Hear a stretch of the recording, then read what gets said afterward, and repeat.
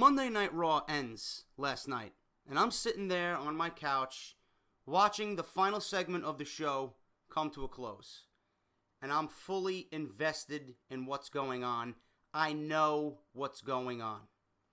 So the show ends, and then I go on Twitter to see everyone's reaction. All the wrestling websites that I follow, I want to see their reaction to the ending of the show, because my personal opinion of the ending of that show, it was absolutely engaging. It was a great ending. Then I hop on Twitter and I just see everyone going off. WWE is dull. How many times do we have to see the same ending? 3 weeks in a row. What's the same shit for? What are they doing? They're making Daniel Bryan look weak. It's the same shit. This and that and this and that. So obviously, I'm looking at Mr. Justin LaBar. If you guys do not know who Justin LaBar is, he's probably one of my favorite wrestling writers in the industry right now. He works for WrestleZone.com. Okay, people were bombarding him and his Twitter page with just bullshit. Exactly like I just said. He said they are building a story in reply to one guy who said, "Why watch Raw when it's just a bunch of reruns with Bryan laid out at the end?"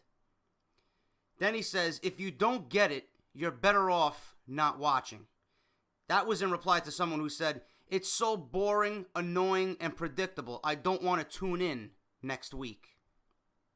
Then he says, and I retweeted this because at this point, I'm just shaking my fucking head at these people watching the show after you've seen the ending that we had on Monday Night Raw last night. He said, "WWE is building a monster to hate. They will make you pay to see Bryan get redemption.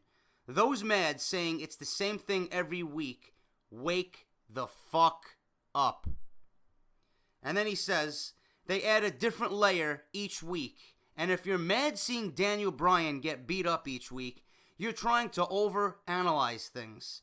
Just admit you like him." And finally he says, "Just admit you like him and hate the heels. You care about when Daniel Bryan gets revenge. That's all that matters here. If you're not gonna watch anymore, WWE will do fine without you." And that was pretty much where he ended it, because obviously he had no grounds to be arguing with these people, because he's right. He's right in everything he said. People literally took to Twitter last night to say that they were displeased with that ending. That they were displeased with another week of Daniel Bryan getting beat down. How many times have I said this in my previous reviews? WWE is on the money here.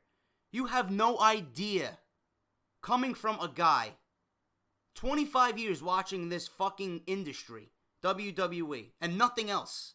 I was not a WCW guy. I'm not a Ring of Honor guy. I don't watch the independent scene. I've been WWE through and through, loyal for the last 25 plus years. I know what's going on here. Triple H is playing his role absolutely brilliantly. Now, for the last 3 weeks, it has been absolutely engaging. I'm fully invested in this angle. Last night when they did the angle with Big Show is now involved in this, and you guys were telling me last week, JD, doesn't Big Show have an ironclad contract? I hope that sums up what you guys were asking me last week. I hope that answers your question.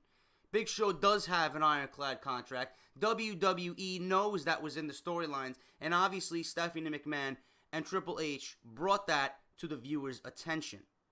They forced the Big Show to do something he did not want to do, because he was physically, emotion coming out of his face last week when the show ended.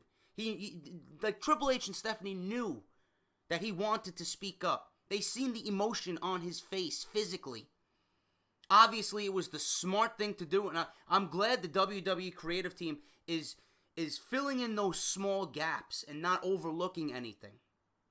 All right? They did the same thing with Dolph Ziggler last night. Dolph Ziggler was supposed to have a mystery opponent, hand chosen by Triple H and the corporation. What happened? He got beat up from behind by Dean Ambrose, and Ryback came in to finish the job. Those small things, they're still continuing those little those little sub-storylines with Dolph Ziggler and Big Show. That's what they did with Big Show last night. They filled in the gaps. The Ironclad contract was brought into this storyline and brought to your attention because it's one of those things that can easily be overlooked, but they didn't. WWE creative, Triple H, whoever's writing this storyline, whoever's in charge of this storyline is doing an excellent job. Okay? Everything is going to plan. Am I upset that Daniel Bryan's getting beat up 3 weeks in a row? No, I'm not. Why? Because that's what's best for business, like Triple H is saying. Triple H is saying everything he's doing is best for business, but you gotta look at it the other way around. Triple H may be saying that on screen as his character, as the shitty fucking boss. But in retrospect, if you look back at it, what Triple H is doing is not best for business. What he's doing to Daniel Bryan is best for business. The beat-ups of Daniel Bryan and having him laid out every week is best for business. Because Daniel Bryan is going to get his revenge. This is how wrestling works, folks. The face gets beat up, and he's going to overcome all the odds and be the hero, and everyone's going to go home happy. It's as simple as I can put it.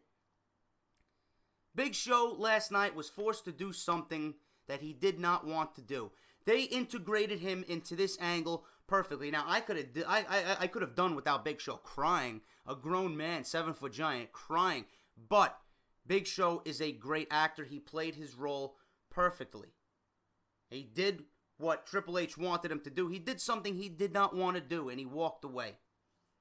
Again, having the entire locker room watch as Triple H just belittles Daniel Bryan, and this power struggle that's going to his head is just going on in front of the entire locker room is just absolutely brilliant.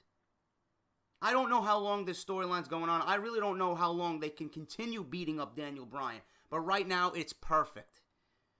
You may have to litter or sprinkle Daniel Bryan getting the best of Triple H and Randy Orton and Stephanie McMahon and the entire corporation 1 week.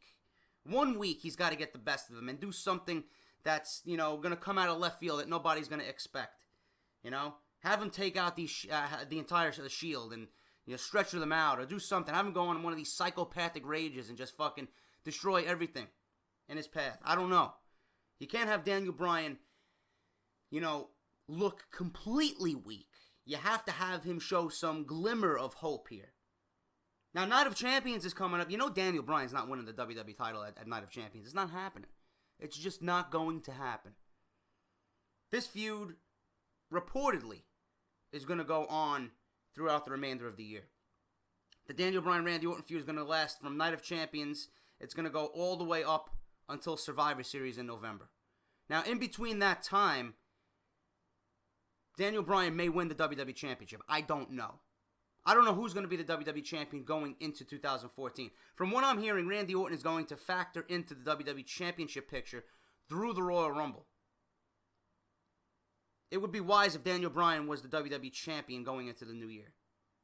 I wouldn't mind watching him struggle throughout the remainder of this year to get the WWE Championship. And one by one, week by week, you have members of the locker room coming to his aid to finally build towards the Survivor Series match. This storyline has so many fucking avenues that they can go down. It's so great for television. This is the best storyline, and I said this on Twitter last night. This is the best storyline on WWE TV since we had the Undertaker HBK feud at WrestleMania 25 and WrestleMania 26. This is the most engaging storyline since then. That was a perfect storyline. It didn't need any theatrics. You had Shawn Michaels say, listen, I've been in this business for how many years? There's only one thing I haven't done, and that's beat you for the streak. I want the streak. Obviously, he lost at WrestleMania 25, comes back and says, listen, I had you. I came as close as anybody in the history of this fucking company to beat you for that streak. I want one more crack at you. If I lose, I'm gone. I'm retired. That's all you needed. And then you had Shawn Michaels going crazy, before he got the match. Before The Undertaker said, listen, I'll give you the match. He was going crazy, Shawn Michaels. He was like, it was like having him go, see things and, not be himself. That was the only thing on his mind. He wouldn't eat, he wouldn't sleep. It all revolved around the streak. His entire life was dedicated to beating that streak for the last 2 years. It's the best storyline since then. I don't know any other storyline on WWE TV besides the CM Punk pipe bomb that has been engaging. The first pipe bomb, where he stole the WWE Championship from John Cena and left the company. WWE's doing all the right things here. And then obviously, the superstar of the night, Cody Rhodes. He factored into this storyline brilliantly as well. I don't know who hates this storyline. I don't understand how you guys can hate this storyline. People on Twitter, I wish I could fucking... are you fucking kidding me? Cody Rhodes was the MVP of Monday Night Raw last night. He's not fired. He's not fired from the WWE. He's getting married. He's going to be out for the next 3 to 4 weeks. And they'll be factoring him back into the storylines. WWE is gracefully giving him the time off to get married and go on his honeymoon. So he's not done with the company. But his promo with Josh Matthews was fucking great. It was absolutely great. Bringing up the history of the Rhodes family and the McMahons and saying that the McMahons always hated the Rhodes. That Dusty Rhodes, his father, was an All-American wrestling champion. And then he comes to the WWE and they put him in polka dots and have him start dancing. Dustin Rhodes, his brother, was a collegiate athlete. He comes to WWE and they put him in gold dust. And he's never been the same since. And now Cody Rhodes. His dream down the drain because he wanted to speak up about what's best for business, and Triple H puts him against the WWE champion and puts his career on the line. He wrestles his heart out, loses, and now is fired from his dream job. I don't know who in their right mind can say that this storyline is not going according to plan. This storyline will have you watching next week.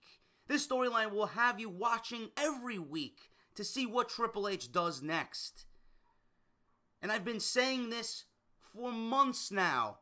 If you guys don't see it, there's only one man on the WWE roster. If everyone else is afraid to speak up, if Triple H is making an example out of everyone, if he's making an example out of the Big Show, if he's making an example out of Cody Rhodes, there's only one man that can step up and say, listen, H, what are you doing? What is with the power? What is with the ego? What are you doing to this company? What are you doing to your employees? There's only one man, guys. HBK. Triple H and HBK colliding. It makes sense. It honestly makes sense. The only other one that I would see, and according to the reports, if Vince wanted to get involved and take the company back from Triple H, is Stone Cold Steve Austin. But I really don't want to see that. HBK factors perfectly in here because he has a history with Triple H, and he's got a history with Daniel Bryan.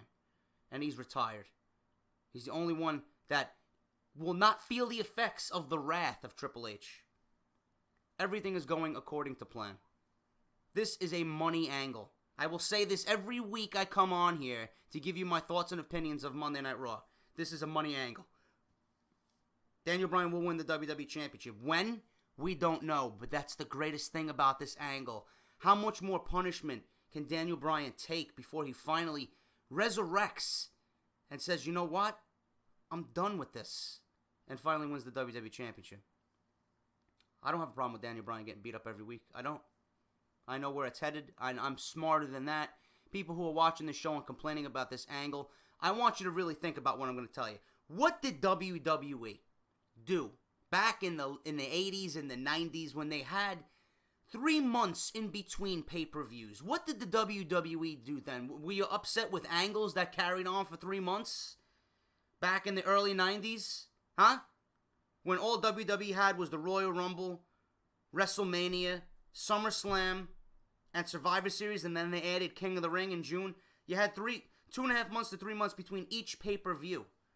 Storylines were built over 3 months to finally culminate and finish at the pay-per-view.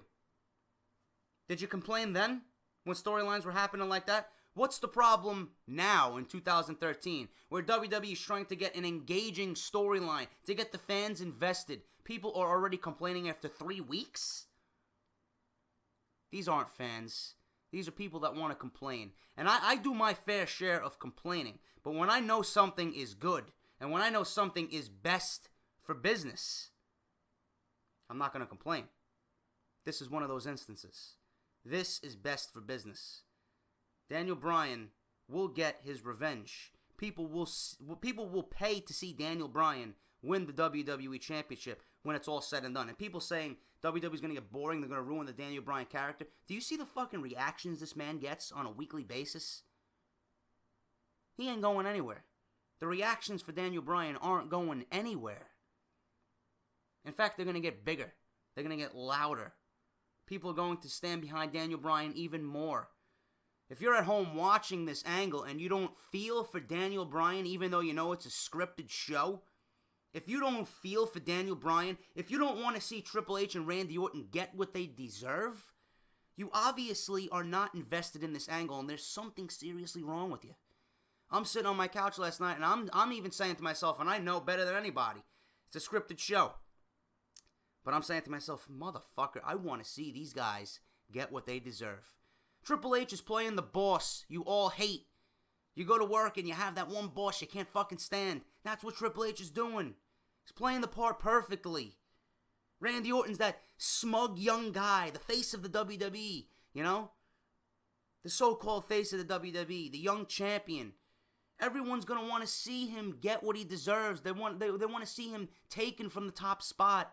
They want to see the underdog overcome all odds. I'm done talking about this. You guys need to open up your eyes. The people on Twitter that are tweeting, you shouldn't be watching if you don't understand. You should not be watching the program if you don't understand. Those people are going to be the first people to pay to see Daniel Bryan win the WWE Championship. The ones complaining will buy every pay-per-view from here on out just to see Daniel Bryan versus Randy Orton. It's the truth. And then you got Big Show and Cody Rhodes playing their part in this. Cody Rhodes is going to be a star. If he's going to be involved in this top-notch storyline, people are backing him already because he got fired, having him fired storyline-wise is going to make him come back even a bigger star. And he was already a great wrestler, as proven last night against Randy Orton. That match was phenomenal. Great. I have no complaints about the storyline. I can't wait till next week. I can't wait to see what Triple H does next. I can't. Amazing. And then you had CM Punk talk about trust and guarantees and loyalty. Again, he's just hyping up his match with Paul Heyman and Curtis Axel. But there really wasn't anything besides that. They're just building promo-wise towards their match at Night of Champions, where, according to the reports, Paul Heyman's going to have another Paul Heyman guy, someone else in his stable, to save him from a CM Punk beatdown. Because, honestly, I do see CM Punk getting the best of Paul Heyman at Night of Champions, and then some kind of screwy finish at the end where Paul Heyman unleashes another Paul Heyman guy into his stable. So we have to see and find out what happens with that. But other than that, guys, the main storyline is carrying Monday Night Raw week to week, and I hope you guys are enjoying it as much as I am. I hope you guys see what I'm talking about. I hope you agree with what I'm trying to tell you. The people on Twitter tweeting Justin LaBar and tweeting WrestleZone and tweeting all these other wrestling websites, listen, you shouldn't be watching the show if you don't understand the angle. Everything is going according to plan. What Triple H is doing, what's going on storyline-wise with Daniel Bryan being beat down every week, it's not a rerun. It's not the same shit every week. It's best for business. I'm out, guys. This is JD. If you enjoyed the commentary, hit the like button. Subscribe. If you missed my news and rumors on Sunday, click the link down below at the very top. If you missed my wrestling content last week, everything is there for you guys if you missed it. I'm out, guys. I will talk to you on Friday with news and rumors. I should have a lot more stuff to talk about then regarding this Daniel Bryan-Randy Orton feud and all the other topics going on right now in the WWE. I'll talk to you guys later this week. Take care, and I'll talk to you soon.